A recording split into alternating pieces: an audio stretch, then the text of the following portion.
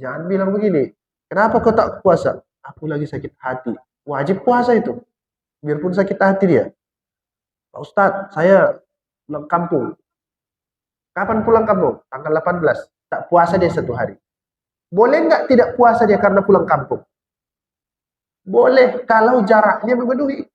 Tapi kalau pulang kampungnya dari Marelan ke Belawan, itu tak bisa tuh. Yuridullahu ayyukhaffifa ankum wa khuliqal insanu dha'ifa. Tuhan itu ingin meringankan beban hidupmu, wa khuliqal insanu dha'ifa, karena manusia itu diciptakan lemah. Ada nggak orang yang tidak wajib bayar zakat fitrah? Keringanan agama itu ya ada. Ada orang puasa 1447 Hijriah. Ini nih sekarang. Tiba-tiba sudah masuk Ramadan 1448 Hijriah, dia tidak puasa, yang ditinggalkannya dulu ada tahun ini, tidak dikodok-kodoknya, sudah masuk yang itu lagi. Tak ada ujur syar'inya. Dia puasa ini sekarang, tinggal puasanya 3, tak dikodok-kodoknya. Masuk Ramadan 1448. Pertanyaannya, orang yang begini wajib kodonya 2 kali atau bayar fidyah? Yang tak boleh, Pak. Saya bersikeras ini harus pakai beras.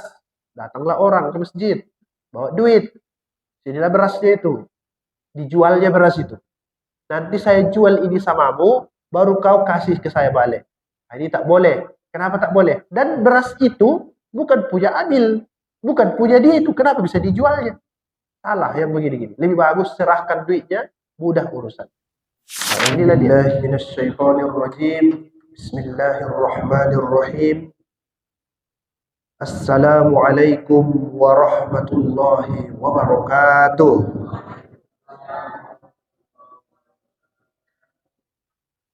Alhamdulillahi rabbil alamin. Wassalatu wassalamu ala ashrafil anbiya'i wal mursalin wa ala alihi wa ashabihi ajma'in. Subhanaka la ilma lana illa ma 'allamtana innaka antal alimul hakim. Yang saya hormati Bapak-bapak, ibu-ibu, khususnya Bapak Ketua BKM yang pada pagi hari ini kembali hadir untuk mendengarkan kajian, mudah-mudahan bermanfaat dalam kehidupan sehari-hari. Amin ya rabbal alamin. Apa kabar Bapak Ibu? Sehat semua? Alhamdulillah. Mudah-mudahan dengan puasa ini kita semuanya semakin sehat. Bapak Ibu yang saya muliakan, di dalam Al-Quran ayat yang ke-184 surah Al-Baqarah, itu dalilnya tentang fidyah. Al-Baqarah 184. Kalau 183 yang terkenal, ya ayyuhalladzina amanu kutiba alaikumus. Ya. Setelah itu baru ayat fidyah. Setelah itu baru nanti saya jelaskan satu-satu. Pak Ustadz, apa itu fidyah? Fidyah terambil dari akar kata fada. Fada artinya menebus. Sekali lagi, fada artinya menebus. Ismail mau disembelih. Ya Bu, gitu ceritanya ya. Dibawa oleh Nabi Ibrahim alaihissalam. Tiba-tiba diganti. Apa gantinya? Kibas. Kata Al-Quran, wa fadainahu bidzibhin azim. Kami tebus fidyah. Wa fadainahu bidzibhin azim. Kami tebus, kami ganti, kami ubah Ismail itu menjadi kambing yang bisa disembelih. Fidyah. Berarti fidyah itu artinya apa? Menebus. Menebus. Ditebus ya. Ada juga di dalam Al-Quran dia sebut kata fidyah. Semua makna fidyah dalam Al-Quran artinya adalah menebus. Nanti pada hari kiamat orang-orang mau menebus dirinya. Tuhan, aku ini tak punya apa-apa. Aku mau menebus diriku dengan emas. sepenuh bumi. Kata Tuhan, tak bisa kau tebus sendiri. Berarti fidyah artinya apa? Menebus. Nah, itu dulu. Ada di Al-Quran itu juga kata-kata fidyah itu dengan makna yang sama. Sebut itu saat itu. Fal yauma la yu'khadhu minkum fidyah. Pada hari ini tidak diambil dari kamu tebusan. Artinya tak laku hartamu, tak laku emasmu, tak laku duitmu. Yang laku di sini adalah amal ibadah ataupun iman. Berarti artinya fidyah menebus. Nah, kata Al-Quran begitu. Sebenarnya puasa yang diwajibkan itu kepadamu, dia katakan ayyamam ma'dudat, hanya beberapa hari. Dia tidak sebut 30 hari. Dia tidak sebut 29 hari. Tapi dia sebut beberapa hari. Nah, untuk memudahkan. Jadi fidyah itu memudahkan. Saya kasih contoh. Berapa harga baju ini? 1 juta. Terkejut nggak dengarnya, Bu? Oh, mahal sekali. Baru pergi kita yang sebelah. Ini berapa harga baju ini? 999.000. Bagaimana rasanya? Mana lebih enak mendengarnya, yang 1 juta atau yang 999.000? Padahal apa bedanya itu? Tinggal berapa? 100? Iya kan? Tapi karena diurainya, huruf-huruf angka-angkanya itu, oh murah ini, itulah pikiran kita. Padahal sebenarnya sisanya itu untuk parkir pun kurang.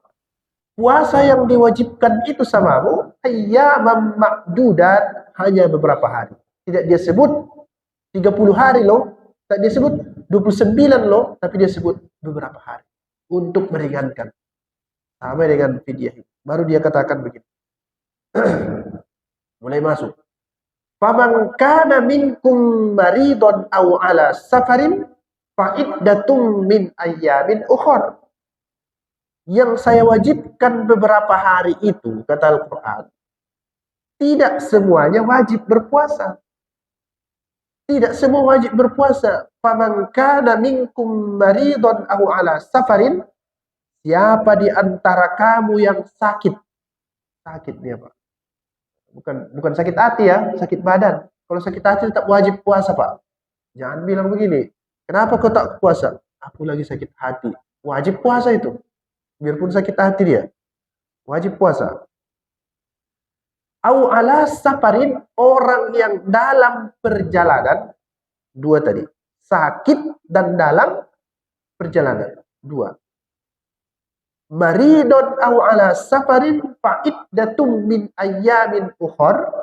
Hitung-hitunglah berapa puasa yang kamu tinggalkan. Hitung harinya itu. Berapa lama kamu sakit, berapa lama kamu perjalanan, hitung harinya itu fa'iddatum min ayyamin ukhar, wajib kamu ganti di hari yang lain. Saya ulang sekali lagi supaya jelas. Ini saya perhatikan jarang dibaca ayatnya, hanya kesimpulan-kesimpulannya saja. Nanti cek ya Bapak Ibu, Al-Baqarah 184. Faman kana minkum maridun aw ala safarin fa'iddatum min ayyamin ukhra. Tadi kewajibkan puasa kepadamu beberapa hari, tapi kalau kamu dalam keadaan sakit atau dalam keadaan safar, dalam perjalanan, hitung berapa hari yang kamu tinggalkan puasa itu karena sakit atau dalam perjalanan, fa'iddatum min ayyamin ukhra, ganti itu di hari yang lain. Wajib diganti. Pak Ustadz, saya pulang kampung. Kapan pulang kampung? Tanggal 18. Tak puasa dia 1 hari. Boleh nggak tidak puasa dia karena pulang kampung? Boleh kalau jaraknya memenuhi. Tapi kalau pulang kampungnya dari Marelan ke Belawan, itu tak bisa tuh. Tak bisa, dekat kali. Dari apanya pula dia? Dari rumah dia ke rumah mertua. Oh itu tak betul. Kecuali jauh. Saya dekat saya dari rumah mertua saya. Mungkin 2 menit kalau tak macet. Itu tak boleh. Tapi kalau pulang kampung, jauh dia di Tapanuli Selatan, inilah dia kena. Atau dia sakit. Sakit. Macam demam, sakit dia. Tapi ada harapan sembuh, ganti di hari yang lain. Ini dia yang penting. Itulah mudahnya agama ini sebenarnya.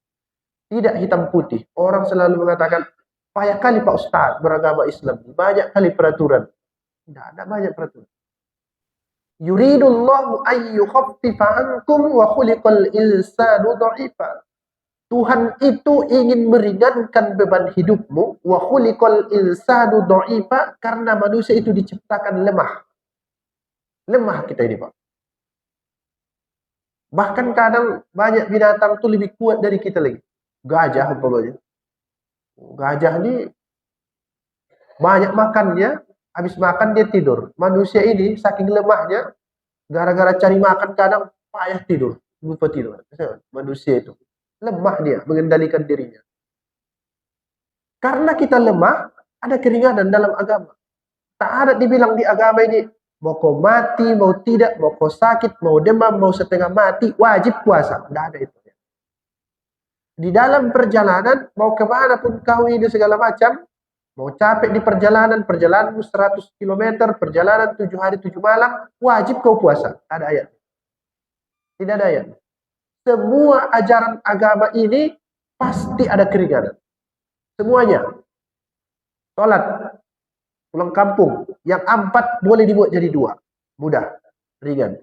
La yukallifullahu nafsan illa wus'aha. Tuhan tidak membebankan manusia kecuali dengan kesanggupannya. Seringkali ayat itu salah pahami. Dia selalu bilang begini, kalau begitu tidak mungkin saya dicoba kecuali dengan kemampuan saya. Itu salah paham itu. Tak betul itu. Manusia itu diuji Tuhan sampai di luar batas kemampuannya. Makanya ada orang yang diuji sampai mati. Betul kan? Jangan bilang begini, ini cobaan ini datang karena Tuhan tidak menguji hambanya kecuali di luar, kecuali di batas. Tak betul. Bukan itu tafsirnya itu ayat itu. Baca dalam tafsir-tafsir. Maksudnya itu begini. Tidak mungkin Tuhan membebankan ajaran agama kepada orang kecuali di situ ada keringanan. Baru betul itu. Itu maksud ayat. Yang dibalik-balik. Kita ini sering begitu. Salah paham. Nah, karena dia tidak membebankan syariat kecuali diringankan, makanya ada keringanan-keringanan. Salah satu contohnya tadi, apa itu? Boleh tidak puasa orang yang dalam perjalanan atau orang yang sakit. Berubah hukumnya itu. Zakat, masuk lagi WA. Sama aja, ini Ramadan ini agak banyak orang belajar. Bunyinya begini. Oh, Ustadz, dia panggil saya, Ipar katanya, adalah bahasa Mandailing. Ada nggak orang yang tidak wajib bayar zakat fitrah? Keringanan agama itu. Ya ada. Orang yang tidak punya makanan, ketika di malam Idul Fitri dan Hari Raya Idul Fitri, tak wajib bayar zakat fitrah. Ringan, agama ini. Tak wajib bayar zakat fitrah. Bahkan dia harus dikasih. Itulah keringanan itu dalam agama ini. Nah, tak ada di sini yang berat. Haji umpamanya, itu kalau ada duitnya. Kalau tak ada duitnya, tak usah berangkat. Dan tidak diwajibkan, tidak dianjurkan dalam agama ini, kau harus berusaha mati-matian supaya kau haji. Tidak ada dalilnya itu. Biasa-biasa saja. Nah, sekali lagi, inilah dia keringanan dalam agama. Baru dia katakan, ini yang diminta oleh Pak BKM. Wa 'alal ladzina yutiqunahu fidyatul ta'amu miskin. Wa 'alal ladzina yutiqunahu fidyatul ta'amu miskin. Dan untuk orang, setelah tadi apa? Sakit dan musafir, ada lagi kata dia.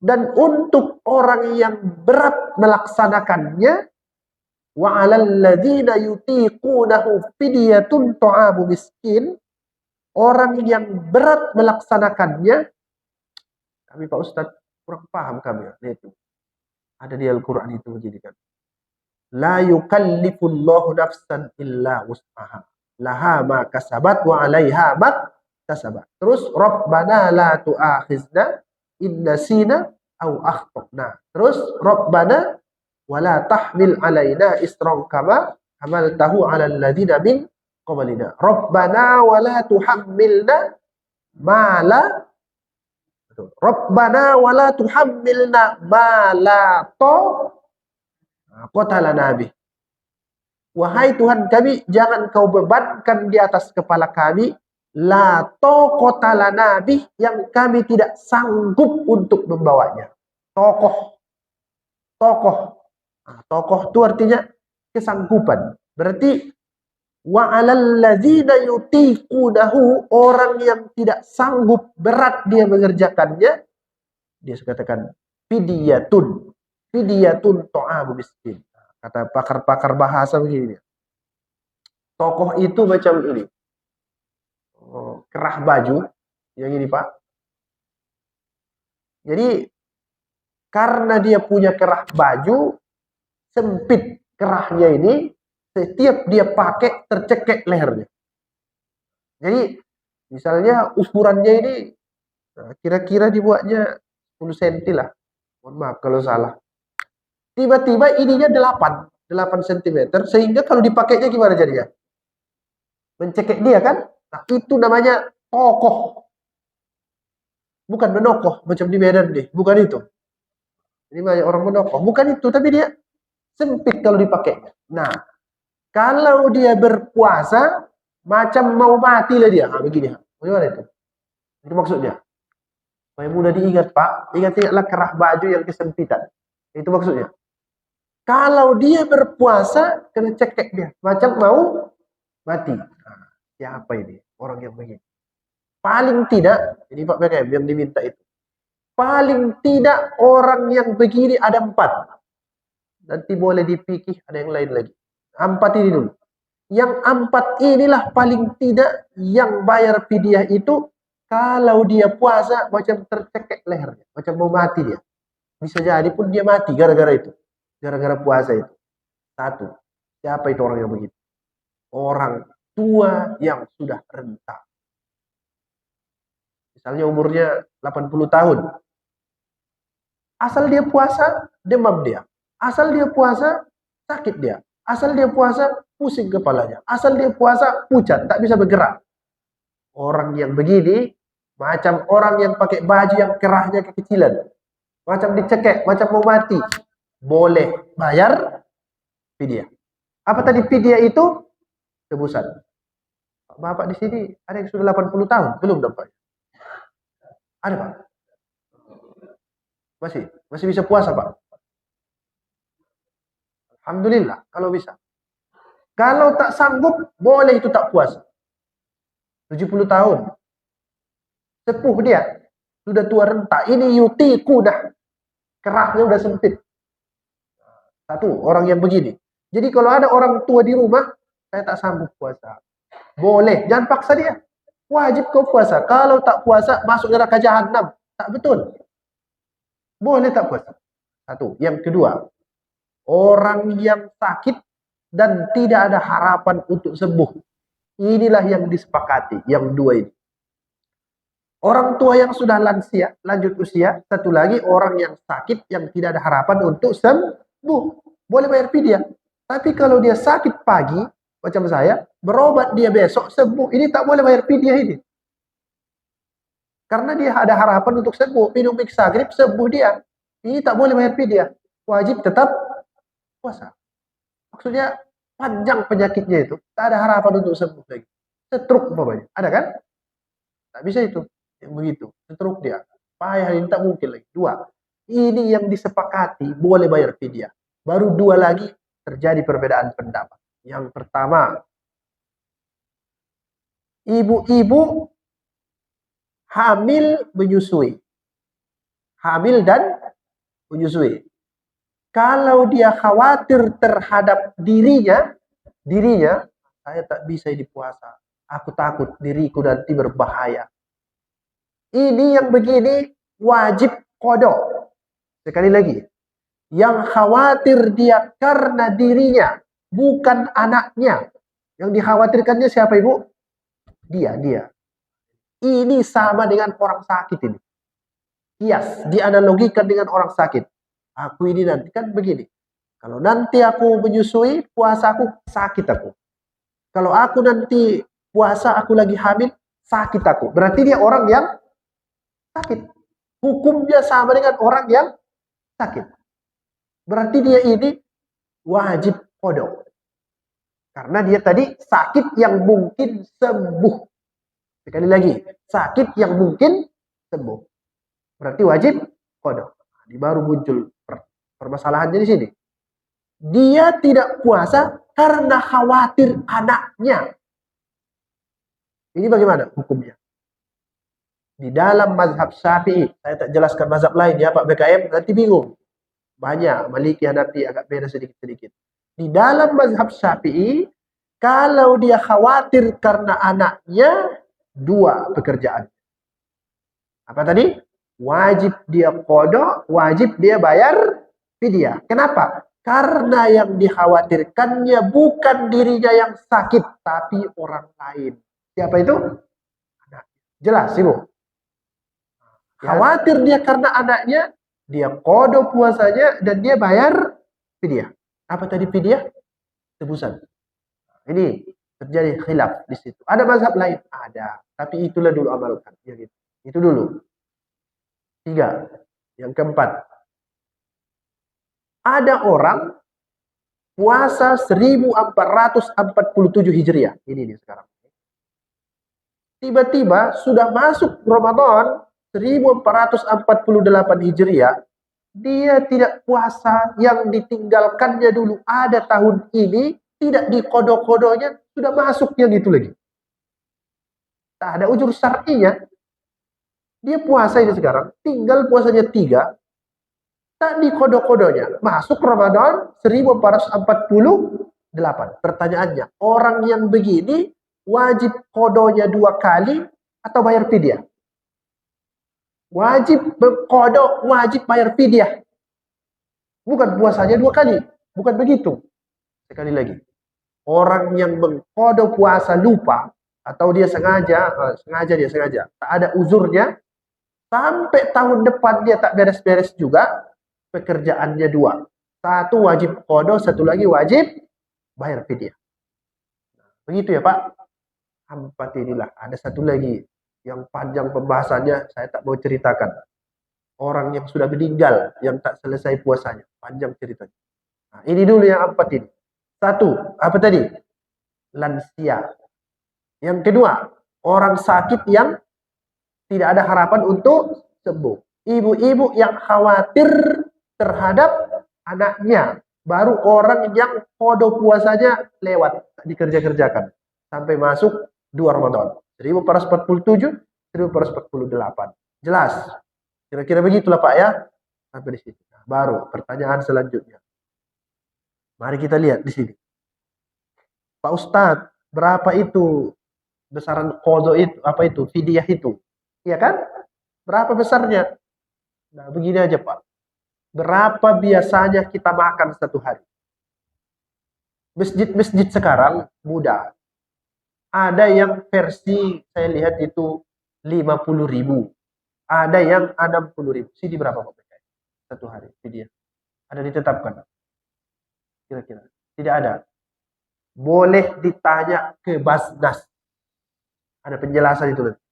Berapa dia? Ada sebagian masjid itu 60.000. Bayar ke masjid.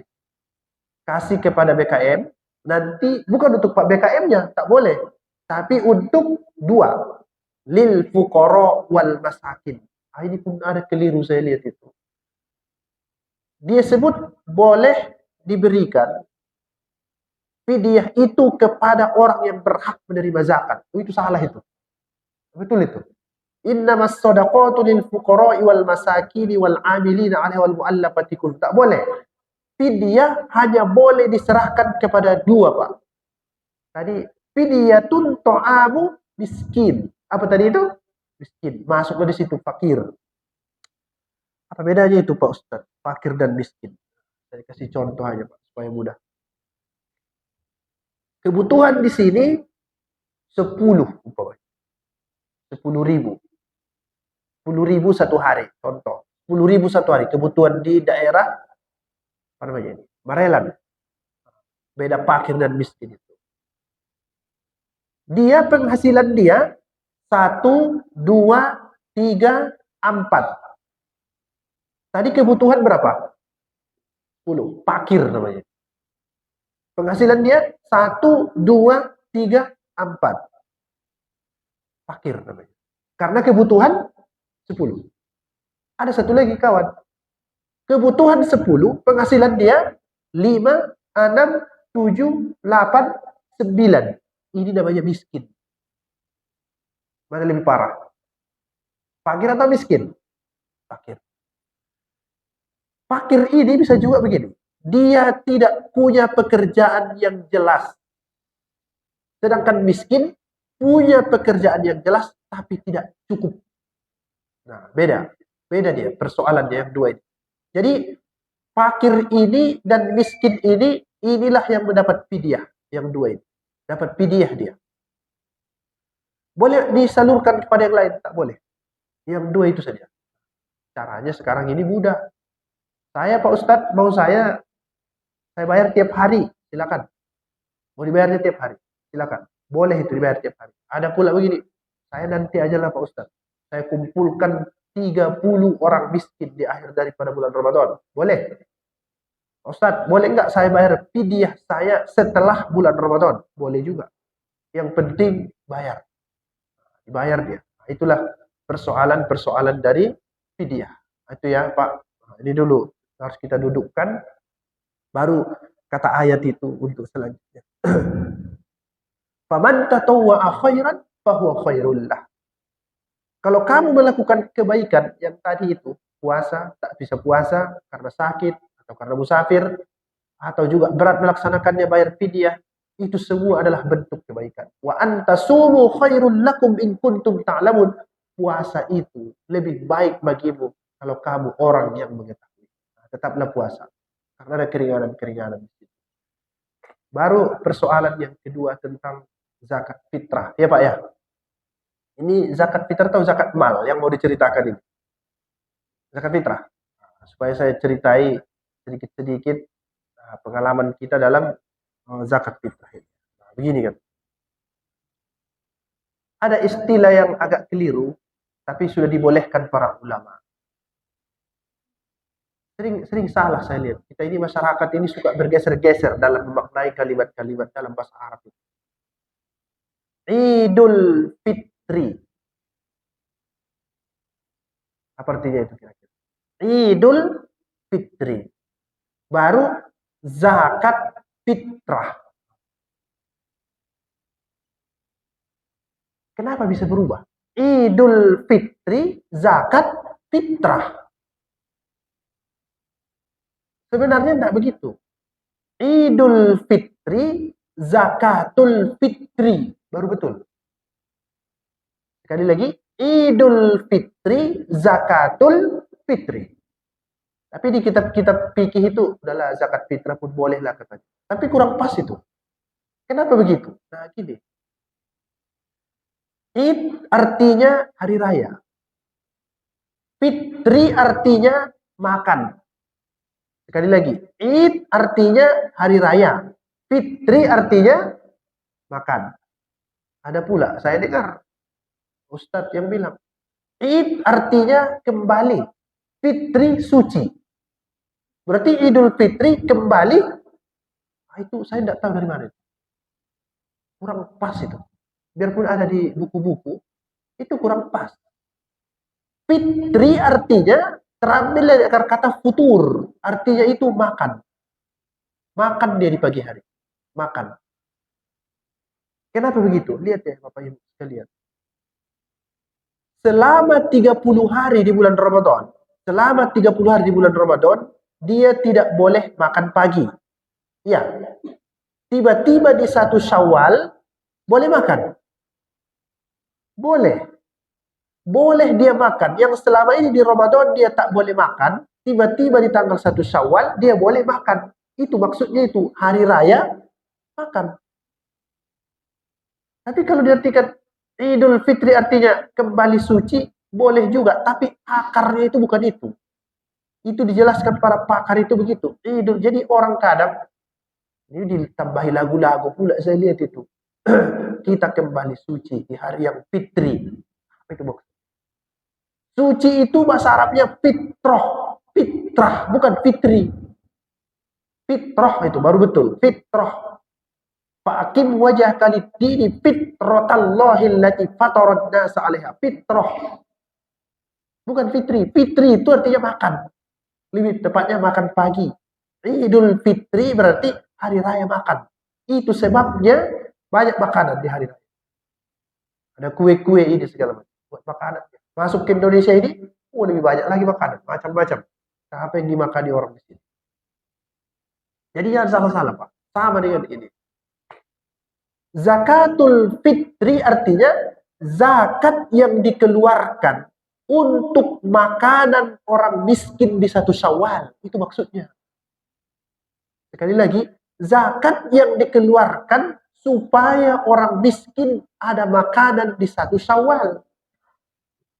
Itu sebabnya tidak boleh itu dikeluarkan setelah sholat. Ya Pak? Karena kalau dikeluarkan setelah sholat, tak dapat lagi disalurkan sama orang yang mau makan tadi. Ya, itu sebabnya dikeluarkan dari bulan Ramadan atau di malam Idul Fitri, malamnya itu, atau pagi hari sebelum sholat Idul Fitri. Kenapa? Supaya yang miskin ini bisa makan. Karena tujuan dari zakat fitrah, zakat fitri itu tadi, disebut dalam hadis Nabi itu tuhratul lis-shaim wa tu'matul lil masakin. Mensucikan orang yang puasa dan makanan, sekali lagi, makanan untuk orang miskin. Itu tujuannya itu. Jadi udah terlanjur orang sebut zakat fitrah, sudahlah. Tapi lebih tepat itu namanya itu zakat fitri. Sama dengan Idul Fitri. Idul Fitri. Nanti kalau tapi Pak Ustadz itu kembali suci ya silakanlah. Tapi itu saya kurang paham dari mana sumbernya itu. Kalau di kitab-kitab itu dia sebutkan zakatul fitri artinya adalah hari raya zakat yang diberikan supaya ada makanan di bulan Syawal. Orang miskin itu kalau sekarang ini diganti dengan duit, mungkin bisa dia beli pakaian sehingga dia tak nampak dia fakir dan miskin di tanggal 1 Syawal. Itu maksudnya Pak sebenarnya. Nah, zakat fitrah, zakat fitri ini, zakatul fitri ini wajib dikeluarkan oleh siapapun. Anak kecil pun harus bayar. Harus bayar. Jangan bilang, dia kan belum dewasa Pak. Bayar. Bayar dia. Berapa besarannya Pak Ustadz? Nah, sekarang yang diduit-duitkan itu, tengok. Ada list dibuat di masjid-masjid itu. Di sini ada Pak BKM. 1, 2, 3. Ikutilah itu supaya gampang. Kalau soal nanti jumlahnya, kami di sana boleh pakai beras. Sini silahkan aja. Mau pakai duit, mau dia pakai beras, dua-duanya boleh. Yang tak boleh itu tak bayar. Itu tak boleh. Silakan. Satu lagi yang tak boleh Pak. Saya bersikeras ini harus pakai beras. Datanglah orang ke masjid. Bawa duit. Sinilah berasnya itu. Dijualnya beras itu. Nanti saya jual ini samamu, baru kau kasih ke saya balik. Nah, ini tak boleh. Kenapa tak boleh? Jualan di masjid. Dan beras itu bukan punya Adil. Bukan punya dia itu. Kenapa bisa dijualnya? Salah yang begini-gini. Lebih bagus serahkan duitnya, mudah urusan. Nah, inilah dia tentang persoalan-persoalan zakat. Bapak Ibu yang saya hormati. Apa gunanya itu? Nah, dalam Al-Quran dia katakan, apa gunanya itu? Kamu buat begitu. Dia bilang begini. Khuz min amwalihim shadaqatan tutahhiruhum wa tuzakkihim biha inna salataka sakanun lahum. Kata Al-Quran. Ambil dari harta manusia itu. Khuz min amwalihim shadaqatan tutahhiruhum, sebagai zakat. Apa gunanya? Mensucikan mereka. Kita ini. Mensucikan mereka. Kita lihat kan. Jadi dia ambil duit kita itu supaya kita ini suci. Wa tuzakkihim biha, dan supaya mereka itu bersih. Wa sholli alaihim, berdoalah untuk yang memberi zakat. Berdoalah untuk mereka. Inna sholataka sakanun lahum, doamu itu bisa menenangkan mereka. Saya ulang sekali lagi, Bapak Ibu sekalian. Keluarkan hartamu itu, gunanya, lihat ya, gunanya tutahhiruhum, supaya kamu itu suci. Kita keluarkan harta. Wa tuzakkihim biha, supaya kamu itu bersih, suci. Berarti balik ke sama kita ini ya. Wa sholli alaihim, kamu yang menerima ini, doakan mereka. Inna sholataka sakanun lahum, doamu itu menenangkan mereka. Saya mau garis bawahi beberapa kalimat dari firman Tuhan ini. Kalau kita berikan zakat, terutama zakatul fitri, zakat fitrah yang sebentar lagi kita kerjakan, itu gunanya untuk mensucikan kita. Mensucikan kita. Kenapa begitu? Hampir semua harta yang diperoleh manusia itu ada cacatnya. Ada cacatnya. Saya sering sampaikan di mana-mana. Kalau kita bekerja, itu yang kita kerjakan itu banyak yang tidak maksimal, tapi gajinya tetap dibayar. Saya kasih contoh, Bapak Ibu sekalian. Kita bekerja dari jam 8 sampai jam 3 umpamanya. Digaji umpamanya 5 juta. Pertanyaannya, selama dari jam 8 sampai jam 3 itu, ada nggak gangguan-gangguan terhadap pekerjaan itu? Pasti ada. Minimal masuk WhatsApp dari urusan pribadi. Iya. Berarti kalau mau betul-betul Tuhan menghitung, itu gaji kau itu bermasalah itu. Karena kau campur urusan pekerjaan dengan urusan pribadi. Iya, bermasalah dong. Sama. Dia seorang guru, umpamanya. Guru, ngajar pekerjaannya. Itu kan harapan dari orang tua yang menitipkan anaknya di sekolah itu, bagaimana supaya anak ini betul-betul diajari, betul-betul dididik supaya jadi orang yang bagus. Gurunya banyak masalah. Masalah kehidupan, masalah ini segala macam. Sampai di kelas, tak betul dia mengantuk ini segala macam. Bagaimana itu status gajinya? Masalah kan? Nah, Alhamdulillah, Bapak Ibu sekalian. Ada syariat zakat ini. Ada syariat zakat ini. Itu sebabnya dalam Al-Quran dia katakan begini. Wa mimma razaqnahum yunfikun. Lihat Ibu, Bapak Ibu, kalimatnya. Dan sebagian dari rezeki yang kami berikan kepada mereka. Sekali lagi. Sebagian dari rezeki yang kami berikan kepada mereka, mereka infakkan. Berarti punya siapa itu? Lihat. Kami berikan kepada mereka, baru mereka infakkan. Punya siapa sebenarnya? Punya Tuhan. Karena Tuhan yang kasih ke dia, dia disuruh kasih ke orang. Berarti bukan punya dia. Mana buktinya? Dikasihnya kau sehat, supaya kau bisa kerja, dapat duit kau. Berarti yang ngasih itu saya. Nah, begitulah kata kita. Jadi jangan pelit-pelit kali. Itu maksudnya. Bukan punya kita itu. Dia sebut, tutahhiruhum. Tadi kamu yang bekerja itu masuk WA urusan pribadi. Rezekimu tak jelas. Solusinya, datang kau ke masjid, bayar itu zakatul fitri. Supaya hilang itu yang aneh-aneh itu tadi, tutahhiruhum wa tuzakkihim biha, kau kembali menjadi suci karena kau keluarkan yang aneh-aneh. Tak jadi kau kasih duit yang aneh itu tadi sama anakmu. Karena kalau kau kasih ke anakmu itu, nanti dia makan itu berubah menjadi darah. Darah itu menyembur dan dia membuat manusia bergerak masuk ke dalam otaknya. Nasiyatin kazibatin khoti'ah, karena makanannya haram, ubun-ubunnya pun ceritanya dosa, dosa, dosa. Tak jadi kau kasih itu ke anakmu karena ada syariat zakat. Bayar itu. Jangan tak bayar. Tutahhiruhum wa tuzakkihim biha. Dan Bapak Ibu sekalian, belum ada saya dengar cerita di dunia ini begini. Kenapa Bapak itu miskin? Karena bayar zakat fitrah. Ada ceritanya. Kenapa bangkrut Bapak itu? Oh, dulu kaya raya itu. Sejak dia rajin berinfak, bangkrut semua hartanya. Ada ceritanya. Coba cari.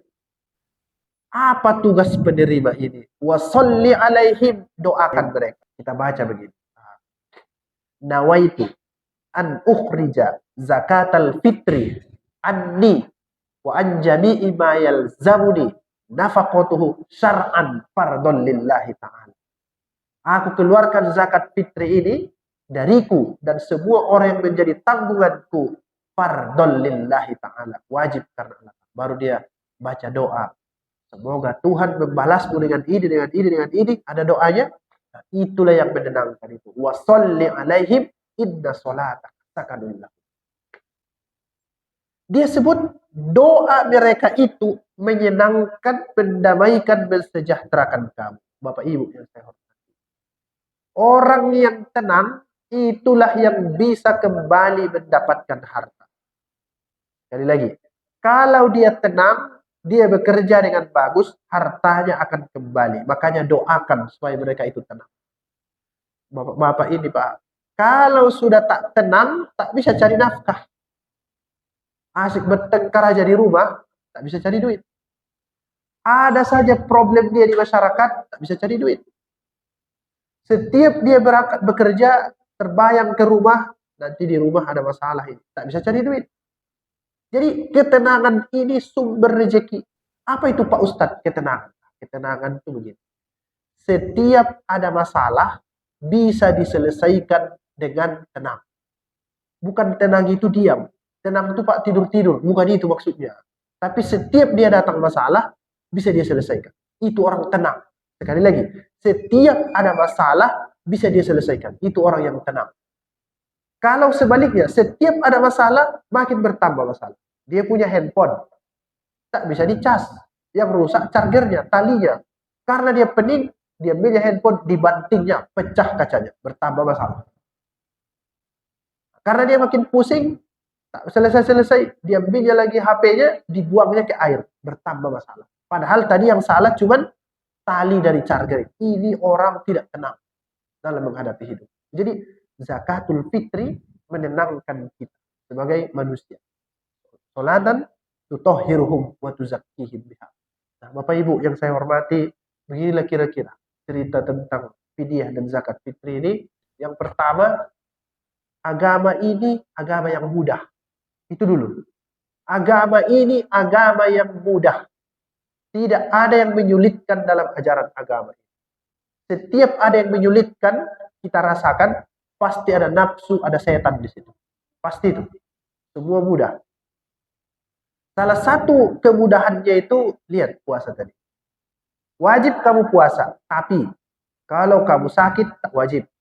Kalau kamu musafir, tak wajib. Tapi harus kau ganti. Itu yang normal. Tapi karena mudahnya agama ini, seandainya kamu ada yang lebih parah lagi masalah dia sudah tua, sakitnya tak bisa sembuh, dia menyusui, dia hamil, khawatir terhadap anaknya, dan dia juga ada ujurnya, dia lupa mengkodok puasa, ada solusi, ada kemudahan. Jawabannya adalah fidyah. Bayar dia. Ada kemudahan dalam agama. Kemudian dia katakan, sebenarnya itu disyariatkan sama. Wa antasumu khairul lakum in kuntum ta'lamun. Puasa itu lebih baik bagi. Tapi jangan kamu duga wajibnya ini hitam putih. Tidak. Ada sisi-sisi lain yang membolehkan seluruh ajaran agama ini boleh dibolak-balik kalau sudah ada masalah. Karena Islam adalah agama yang mudah. Yuridullahu ayyukhaffifa ankum wa khuliqal insanu dhaifan. Tuhan ingin kamu itu ringan menghadapi hidup ini. Karena kamu diciptakan makhluk yang lemah. Kalau dulu hampir sholat diwajibkan 50 kali, diubah menjadi 5 kali. Kalau orang dulu bajunya pakaiannya kena najis, wajib digunting, kamu sekarang boleh tinggal cuci. Kalau dulu zaman Nabi Musa, setiap ada orang yang durhaka kepada Tuhan wajib bunuh diri, kamu hanya bertaubat. Mudah ajaran Islam. Mudah. Yuridullahu bikumul yusra wa la yuridu bikumul usra. Ini yang pertama. Yang kedua, kemudahan itu juga nampak dari syariat zakat. Zakat yang kamu keluarkan kalau ada duitmu. Kalau tidak ada, tak usah kau bayar. Tak usah kau bayar. Saya Pak Ustadz tidak bisa, saya makan malam ini sama besok. Jangan bayar zakat. Seandainya pun ada duitmu yang diwajibkannya hanya sedikit. Hanya 2,5%. Kalaupun dia zakat ini tidak sampai 3 kilogram zakat fitrah. Ya Pak, tidak sampai. 2,5, 2,7. Begitu-gitu ya kan? Tak, kalau dirupiahkan pun tak pala habis duitmu. Saking mudahnya ajaran agama. Dan ingat, kalau kamu kerjakan, manfaatnya kembali kepada dirimu. Tuhan tidak ambil keuntungan dari situ. Tidak perlu Tuhan zakat. Sama kamu balik itu. Apa gunanya? Tutahhiruhum wa tuzakkihim biha, supaya nanti ketika hari hisab di hari akhirat, selamat kamu dari duit-duitmu yang kau dapat tadi karena Gojek tak profesional, membangun tak jelas, masuk WhatsApp urusan pribadi di jam kerja, mengajar pun masih kurang bagus. Nanti di akhirat ditanya, mana harta dia yang haram itu? Tak ada lagi, sudah dibayar jadi zakat fitrah. Udah aman dia udah. Enak kan? Sama kita balik. Wasalli alaihim, karena mudahnya ajaran agama ini sudah kau bayar itu, suci kau, salli alaihim, didoakan orang pula kau lagi. Didoakannya kau supaya kau tenang, dan pas kau tenang kau bisa cari nafkah kembali supaya dapat harta. Jadi syariat ini, agama ini sebenarnya balik-balik kita semua gunanya. Nggak ada itu untuk Tuhan gunanya. Nggak ada. Tuhan itu al-ghani, cukup. Nggak penting sama dia ibadah kita ini. Tak sholat semua satu dunia ini, dia tetap jadi Tuhan. Sebut dalam Al-Quran, antumul fuqara, kau yang butuh kepada Tuhan. Nah, Bapak Ibu yang saya hormati, pahami aturan bahwa Islam ini adalah agama yang memudahkan. Jangan lari-lari dari situ. La yukallifullahu nafsan illa wus'aha. Mudah-mudahan bermanfaat. Terima kasih. Assalamualaikum warahmatullahi wabarakatuh.